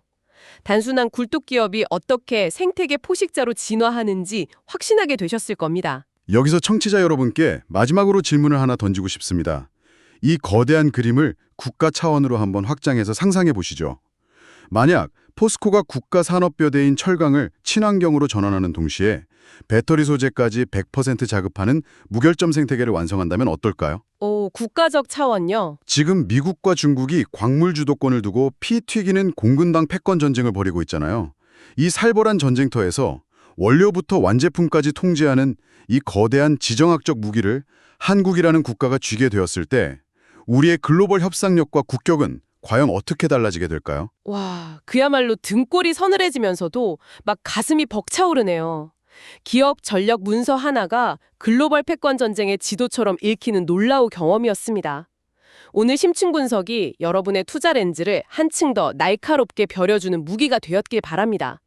저희는 여기서 이만 깊고 뜨거웠던 분석을 마치겠습니다. 여러분, 감사합니다.